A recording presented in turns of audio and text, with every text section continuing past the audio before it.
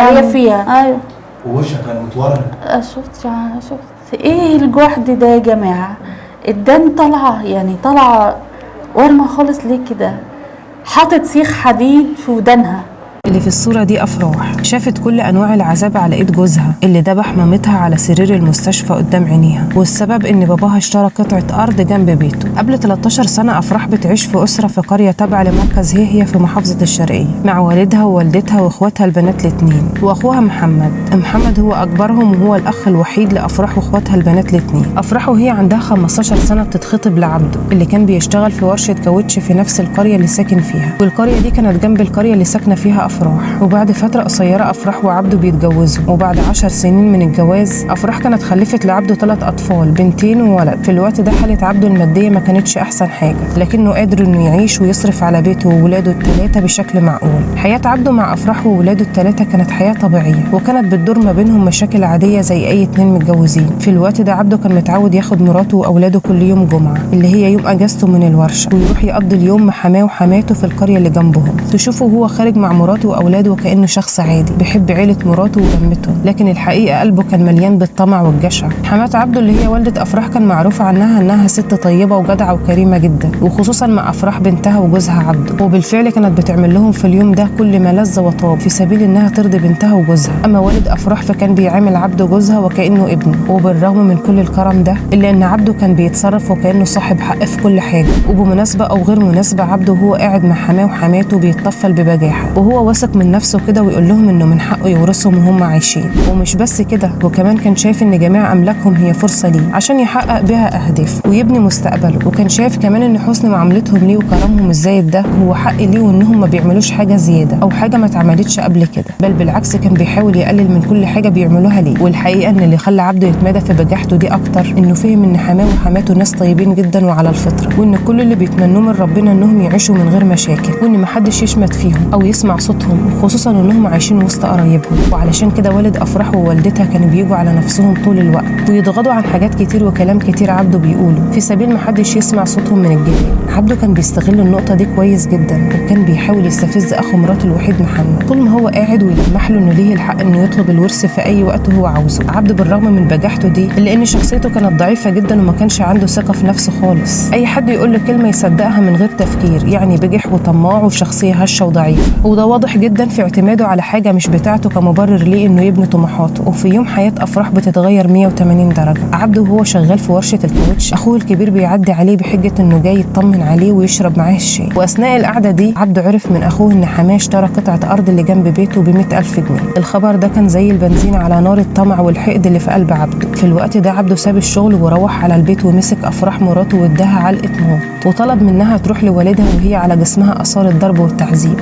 وتطلب منه عقد قطعه الارض اللي اشتراها. انت متخيل كميه الطمع والبجاحه دي؟ في حين ان عبده عرف ان افراح ليها 3 اخوات تانيين، ولد وبنتين غيرها. وبالفعل افراح راحت لوالدها المريض اللي كان راقد في السرير وهي منهاره وجسمها كله كدمات، وطلبت منه انه يديها عقد الارض. في الوقت ده والد افراح بيوعدها انه اول ما يخلص العلاج ويقدر يمشي على رجليه هي اول واحده هتاخد ورثها. والد افراح كان بيتقطع من جواه علشان بنته، وهو شايف اثار الضرب والتعذيب على وشها وجسمها، وساعتها طلب منها ما تروحش لعبده تاني وتتطلق منه، لكن افراح رفضت تتطلق من عبده علشان ولادها. افراح بتمشي وبتروح لعبده اللي كان مستنيها على امل ان افراح تجيب عقد الارض زي ما طلب منها. افراح وهي راجعه في الطريق كانت خايفه جدا من رده فعل عبده، ومن شده خوفها منه كانت حاسه ان رجلها تقيله ومش قادره تتحرك، لكنها كانت صابره علشان تربى ولادها ال3. افراح لما دخلت البيت من غير عقد الارض في اللحظه دي عبده فقد السيطره على نفسه وفضل يضرب فيها بكل عنف لحد ما جسمها ورم، ومن شده الالم ما بقتش قادره تتحرك من مكانها. الصبح يجي وعبده بيروح على شغله في الورشه، لكن قبل ما يمشي عبده ربط افراح بالجنزير من ايديها ورجلها الاتنين، وكان بيفكها لما يرجع من الشغل علشان تجهز له الاكل هو وولاده، وبعد ما تخلص افراح تجهيز الاكل يربطها تاني بالجنزير. وفضلت افراح على الوضع ده لمده 3 ايام واهلها ما يعرفوش حاجه عنها. كان بيعلقها بالجنزير؟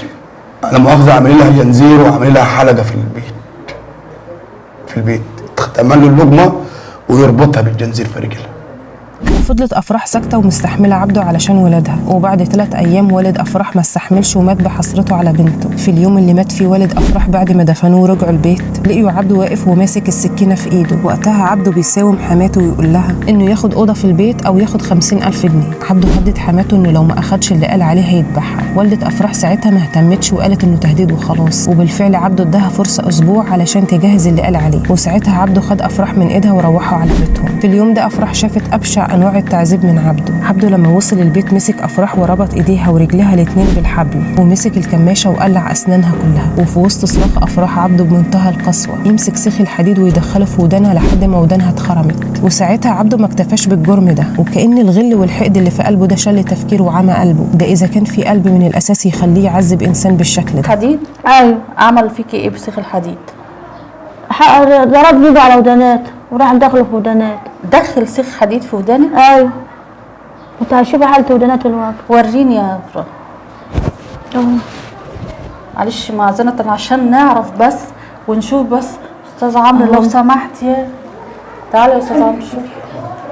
هي كده خفت كمان؟ ايوه ده كان انت عملتي عمليه كده فيها. أيوة. يعني انت كده عبده وقتها فضل يضرب في افراح وهي تحت ايده بتصرخ وتستغيث بصوت عالي. وساعتها الجيران دخلوا عليها وخلصوها من ايد المجرم اللي ما فيش في قلبه ذره من الرحمه. وقتها الجيران بيتصلوا على والده افراح واخوها محمد اللي جم بسرعه عشان ياخدوا افراح ويخلصوها من ايد عبده. وقتها عبده بيهددهم انه هيأجر بلطجيه ويروح لهم البيت يخلص عليهم واحد واحد. في اللحظه دي والده افراح واخوها محمد خافوا من عبده. خوف والده افراح على بنتها وعلى ابنها الوحيد محمد خلاها تاخد افراح وتروح عند اخوها علشان يحميها من عبده وجبروته. وبالفعل افراح بتروح عند خالها اللي ساكن في قريه جنبهم وتقعد عنده هي ووالدتها. والحقيقه ان طيبه اهل افراح واستسلامهم خلى عبده يستغل ده ويتمادى اكتر في اللي بيعمله. ومش بس كده، ده كان بيدي نفسه الحق في كل حاجه بيعملها وكانه مصدق نفسه فعلا ان الارض دي بتاعته هو لوحده. افراح لما وصلت بالفعل لبيت خالها ومراته وقتها لاحظوا ان حاله افراح الصحيه صعبه جدا، وده بسبب النزيف المستمر من بقها وودانها. وبالفعل خالها عرض عليها انها تروح للدكتور، لكن ساعتها افراح رفضت وقالت لخالها ومراته انها خايفه تروح معاهم للدكتور عبده يشوفها وياخدها غصب عنهم ويكمل عليها. في الوقت ده افراح بتقاوح وتطلب حبوب مسكن علشان تقدر تنام، وبالفعل ده اللي يحصل. المهم في الليله دي افراح حرارتها عليت جدا، وساعتها والدتها وخالها خدوها المستشفى. ولان حاله افراح كانت صعبه جدا، جسمها وارم واسنانها متخلعه بالكماشه وودانها مخرومه بسيخ حديد، وقتها المستشفى دي حولت افراح لمستشفى الجامعه في الزقازيق. افراح وقتها عملت عمليه في ودانها واتحجزت اسبوع في المستشفى لحد ما ميعاد العمليه الثانيه يجي، وقعدت والدتها معاها مرافق في المستشفى. في الوقت ده عبده كان بيدور على افراح،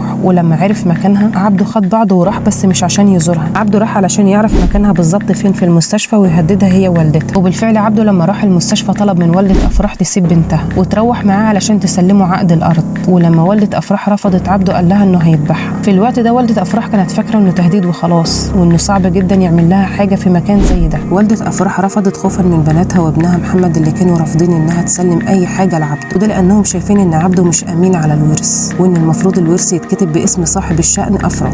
عبده وقتها حس ان حماته مش هتنفذ اللي طلبه منها. شعور عبده وقتها بالعجز وفقدان السيطره على الست الطيبه اللي طول عمرها بتسمع منه ابجح الالفاظ وتسكت، خوفا من شماتة الناس وزعل بنتها وجوزها، خلى عبده ياخد قرار متهور من وجهه نظره كمحاوله منه انه يعوض الورث اللي كان راسم عليه احلامه وطموحاته. عبده مشي، لكن قبل ما يمشي عرف الاوقات المسموح فيها بالزياره وكمان اوقات الاستراحه. وبعد مرور ساعتين عبده يدخل المستشفى تاني، لكن المره دي معاه 2 بلطجيه ومعاهم سلاح ابيض. افراح لما شافت عبده داخل عليها اتاكدت في الوقت ده انه جاي وناوي على حاجه، وساعتها افراح اتفزعت وقامت بسرعه من السرير. عبده مسك ايديها وخلع منها حقنه المحلول ورماها على الارض. ساعتها افراح قالت له انها هتروح معاه من سكات بس بشرط انه ما يعملش حاجه في والدتها، لكن عبده ما سمعش الكلام. في الوقت ده المرضى اللي كانوا في العنبر خافوا وطلعوا يجروا، وبالفعل الاثنين البلطجيه اللي كانوا جايين مع عبده بيمسكوا افراح ووالدتها. في الوقت ده من شده خوفهم من عبده ما كانوش قادرين يصرخوا. في الوقت ده عبده طلع السكينه من جيبه وذبح والده افراح وقتها بقت واقفه مصدومه وبتصرخ وهي شايفه مامتها غرقانه في دمها وبتموت قدامها وهي مش عارفه تتصرف ازاي. عبده والاثنين البلطجيه قبل ما يطلعوا من بوابه المستشفى رجال الامن مسكوهم وسلموهم للشرطه، وبعدها بيتم الحكم على عبده بالاعدام شنقا.